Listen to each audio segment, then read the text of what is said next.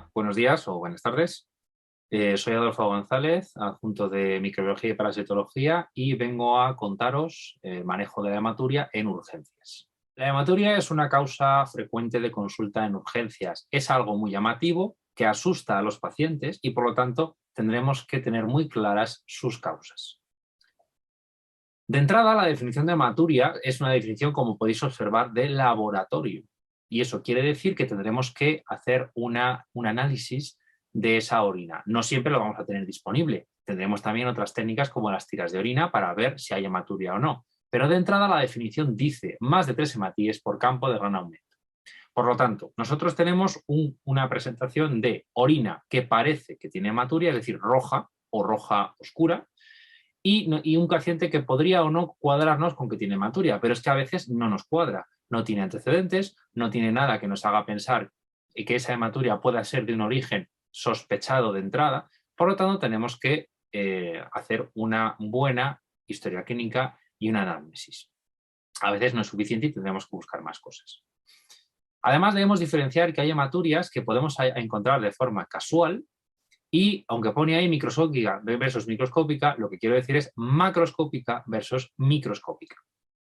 Entonces, ¿qué quiero decir con esto? Bueno, pues que en ocasiones la hematuria puede ser algo que pase desapercibido y sea un hallazgo casual y esté produciéndose de forma latente en muchos casos, en muchos pacientes, durante un tiempo y él no se dé cuenta. Y ni nosotros tampoco, porque no lo hemos buscado.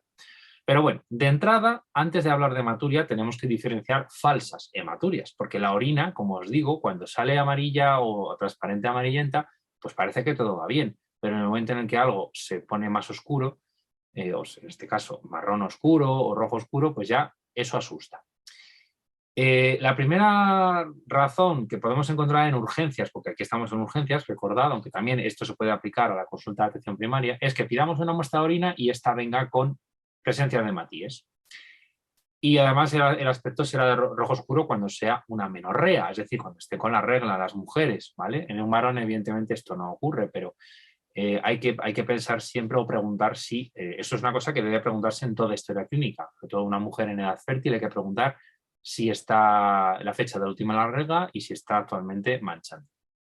Otra causa, por ejemplo, de que la orina se tiña de un color oscuro, marrón anaranjado, puede ser la coluria, es decir, que tengamos pigmentos biliares, en este caso bilirrubina, en la orina. Esto suele deberse normalmente a bilirrubina indirecta o bien bilirrubina directa que tenga una obstrucción. Y el paciente además estará acompañado de una ictericia que puede verse o no claramente, según el grado y según la patología que sea. También hay fármacos y hay otros compuestos que tiñen la orina de diferentes colores. Hablo de naranja para asociar a la rifampicina, pero es que hay otros compuestos que la tiñen de verde, o azul, incluso alimentos. Pero vamos, aquí estamos por los colores rojos o naranjas, lo que llama la atención de verdad. Así que en este caso hay que avisar a los pacientes. Si vas a dar a un paciente rifampicina, hay que decirle, cuidado, tus secreciones van a adoptar un pigmento anaranjado, incluido la lágrima. O sea que hay que tenerlo muy presente. No pasa nada, pero que se pueden alarmar y tienen que saberlo. Y luego, por otro lado, la mioglobinuria, es decir, la mioglobina de la orina. Es decir, el color de la orina va a ser marrón, marrón rojizo, en ocasiones puede llegar a ser incluso de color Coca-Cola, como se dice, orinar Coca-Cola, coloquialmente se dice así, y esto suele traducirse a una lesión muscular, por ejemplo, un ejercicio extenuante tras haber estado mucho tiempo sin hacer ejercicio, típico de septiembre, después del verano, y esto, bueno, pues es importante también saber que si es mioglobina o no, porque es una situación potencialmente grave. La mioglobina es capaz de obstruir, si lo definimos de una forma coloquial, de obstruir el glomérulo y de lesionarlo y por lo tanto producir insuficiencia renal. Así que también hay que tener mucho cuidado con la mioglobinuria. Pero no estamos aquí por la mioglobina, estamos por la hematuria. Y la sangre en la orina, ahora sí, cuando es verdadera, puede ser debida a propias neoplasias renales, ¿vale? O de el trayecto de la orina, es decir, de lo que es el uréter, de la pelvis renal o de la vejiga o de la uretra. Puede ser también una infección del tracto urinario, muy típico también. Suelen ser microhematurias, pero puede haber macrohematurias perfectamente. La prostatitis también puede producir esa hematuria. Las litiasis, es decir, los cálculos en el trayecto de la orina, de los tubos, las tuberías, que se suele decir coloquialmente, el uréter, sobre todo en su trayecto, puede producir hematuria por desgarros pequeños en la mucosa del urotel. Y por último, las glomerulonefritis, que como sabéis, producen, sobre todo el síndrome nefrítico, producen hematuria, es decir, sangre en la orina. Por lo tanto, estas causas sí que debemos buscarlas y, desde luego, algunas más que otras, pero todas ellas son motivo de preocupación en urgencias porque generan dolor, generan molestias o son graves porque pueden complicarse. Como os decía, la tirada de orina nos va a ayudar a encontrar la hemoglobina. De hecho, es la primera prueba que se debe hacer. Seguramente, cuando se saca la muestra de orina y vosotros habéis pedido esa muestra de orina, si no es vosotros, enfermería o alguna auxiliar de clínica, es posible que haga una tirada de orina y os informe de lo que se ve. Si no lo habéis hecho vosotros, vuestros compañeros lo harán. Y tenéis que tener cuidado porque la tirada de orina artefacta con la mioglobina. Recordad, la mioglobina se le asocia a la rhabdomiólisis, es decir, a la lesión de los músculos por las agujetas, cuando has tenido un ejercicio extenuante que te haya producido una liberación de mioglobina a la sangre. Por lo tanto, la tinción de la orina de este color que os he comentado, marrón rojizo. Cuando hay una hemólisis intravascular, lógicamente va a haber una liberación de hemoglobina y va a haber hematíes rotos y sobre todo hemoglobina que también puede resultar positiva para la tira de orina, que precisamente es lo que está buscando. Así que también tenemos que sospechar ante un cuadro clínico compatible o antecedentes compatibles que hay una hemólisis intravascular. El examen microscópico, que normalmente esto desde luego tiene que ser en un hospital o en un centro que lo tenga privado, por ejemplo, un laboratorio asociado, en atención primaria no se va a poder hacer, pero o en un servicio de urgencias de un SAR, por ejemplo, pero sí se puede hacer en un servicio de urgencias hospitalaria. Eso es lo que realmente nos va a confirmar si es una hematuria verdadera o no. Porque va a informar, existen cilindros hemáticos o existen glóbulos rojos. Por lo tanto, según lo que se vea, podéis incluso orientar un diagnóstico mucho más acertadamente. Además, nos va a ayudar, porque si, por ejemplo, hay un cálculo o hay una persona que tiene tendencia a las litiasis y viene con un cuadro compatible, ve esa hematuria y además te dicen, se ven cristales de, por ejemplo, oxalato cálcico, ya se están diciendo que existe una alta probabilidad, con un cuadro compatible, insisto, de que haya una litiasis. Una de las cosas que tenéis que también tener en cuenta, aparte de lo que hemos comentado de las itus, que por ejemplo las infecciones de tracto urinario pueden producir hematuria y que el propio ejercicio intenso también lo puede producir, es que las intervenciones o procedimientos urológicos recientes pueden producir hematuria, ¿vale? Y eso es algo que asusta, pero hay que informar al paciente de que eso puede ocurrir. Así que también, una vez descartada cualquier causa previa, sobre todo si ha habido una intervención urológica reciente, un procedimiento, recordad que es muy importante descartar las itus, ¿vale? Porque incluso bacteriurias, que estén fuera de los valores recomendados para diagnosticar una ITU, más de 100.000 para bacilos negativos o presencia de cocos gram positivos. A pesar de eso, puede haber bacteriemias asociadas a eso. Pero bueno, este es otro cantar, es harina de otro costal y daría para hablar en otra charla. Pero sí que es verdad que aquí os he dejado una imagen de cómo sería una orina normal, familiar totalmente, y una orina a la izquierda que es hematúrica clarísimamente. Y eso no da lugar a dudas. Por lo tanto, ¿cómo vamos a diagnosticar o qué debemos hacer mejor a la hora de sospechar, cuando sospechamos una hematuria, qué debemos hacer? Bueno, pues lo primero, el sedimento, ¿qué nos han informado?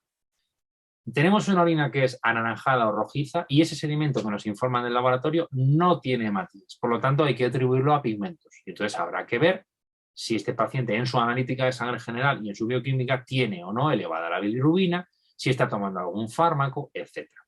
Pero si nos informan que el sedimento sí que tiene hematíes, entonces la película cambia. Aquí ya tenemos que ver cómo son esos hematíes. ¿Son cilindros hemáticos? Bueno, pues eso a lo mejor nos va a apuntar a una glomerulonefritis, un síndrome nefrítico probable. ¿Tiene además proteinuria? Y si no tiene cilindros, pues podemos pensar en un nefrótico. ¿Que tiene cilindros hemáticos además? Bueno, pues entonces ahí ya podemos sospechar un nefrítico. Recordad que las proteínas, si tienen origen glomerular, es decir, por ejemplo, en el nefrótico, pueden producir cilindros granulosos. Cilindros proteicos. Cuando son granulosos suelen ser las células tubulares. Por otro lado, los hematíes, cuando son dismórficos, que se deben a que han atravesado capilares lesionados, pues también nos puede ayudar a sospechar patologías de origen vascular. Entonces, según lo que encontremos, puede ser una hematuria no glomerular, ya hemos dicho, cilindros hemáticos y proteinuria, síndrome nefrítico, y cuando solo hay proteinuria, síndrome nefrótico, sería una hematuria glomerular, pero cuando no es glomerular, decimos, bueno, existen hematíes, no tienen disposiciones extrañas, ni están acompañados de nada en especial, ni proteinuria ni nada más, bueno, pues habría que pensar a lo mejor en una ITU. Es decir, el problema no está en el parénquima renal, que es lo que nos interesa, es el motivo de urgencia realmente. Pues entonces hacemos un cultivo, incluso podemos dar un tratamiento profiláctico. ¿Cómo podemos saber si hay una infección del tracto urinario? Por dos vías. La primera, la propia tira de orina nos puede informar de que si hay o no nitritos, en el caso de que sean bacilos negativos, gran negativos. Y además el propio laboratorio nos puede informar de que existen o no la presencia de bacterias. Normalmente dicen bacilos o pues hay. Pero para asegurarse realmente de si tenemos una ITU, podemos pedir una tinción de Gram. ¿Vale? Es verdad que normalmente el cuadro clínico es sospechoso y suele ir asociado con una disuria, una molestia, una clínica que ya es bastante sugerente. Pero si tenemos dudas y no están los de microbiología, no están muy ocupados y tenéis servicio de guardia de microbiología, podéis pedir una tinción de Gram y os lo harían sin ningún problema para ver si existen o no organismos en la orina. Es una técnica muy rápida, muy sencilla y que da mucha información en muy poco tiempo. Y así ya os quitáis un problema. Por otro lado, también podéis buscar cálculos de oxalato de calcio, de ácido úrico, etc. Y esto es recomendable pedirlo en orina de 24 horas. ¿Vale? Pero bueno, si los veis y los veis elevados en la analítica que habéis pedido en urgencias, pues ya tenemos bastante información. El caso es que si todo esto es negativo, puede ser una hematuria aislada y por lo tanto esto puede ser derivado a consultas para un estudio un poquito más a largo plazo de forma diferida, o bien tranquilizar y decir, bueno, hay que ver qué puede ocurrir. Por ejemplo, el ejercicio extenuante también puede producir hematuria, ¿vale? Y no tiene por qué necesariamente estar asociado a la rabdomiólisis ni a la mioglobina liberada de los músculos. Por otro lado, la hematuria puede ser glomerular. Y cuando es glomerular ya hay que empezar a preocuparse. Ya tenemos un problema y hay motivo para correr. Cuando digo correr, no quiere decir que haya que ir al cuarto de shock, pero sí hay que correr y hay que pedir un estudio inmunológico y serológico. Esto de urgencias no se hace. Pero claro, tenéis que hacerlo, tenéis que ingresar a ese paciente y tenéis que vigilarlo. Pero bueno, esto ya es un tema que excede el objetivo de esta charla, pero que lo tengáis presente, ¿vale?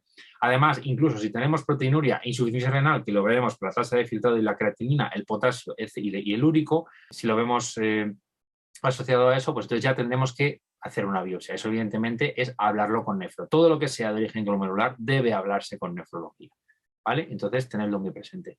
Y luego en el caso de que no tenga proteinuria, no hay insuficiencia renal y no haya glomerulopatía, pues podemos optar por un seguimiento, ¿vale? Y ver qué pasa con esa hematuria, si eso no es una hematuria por un urocultivo, una litesis, o a ver qué está pasando. Pero vamos, que tengáis muy claro que la información de los hematíes en la orina nos debe encender las alarmas y debemos buscar los cilindros hemáticos, ver si tienen o no proteinuria y ver si hay o no hematíes dismórficos. Recordad, todo aquello que sea sospechoso de un origen glomerular lo vamos a derivar al nefrólogo o en su defecto a medicina interna si no existe un nefrólogo en el hospital en el que estáis. Si hace falta explorar la vía urinaria de una forma invasiva, debemos avisar al urólogo. Obviamente, si no hace falta que sea invasivo, podemos pedir un TAC o una ecografía.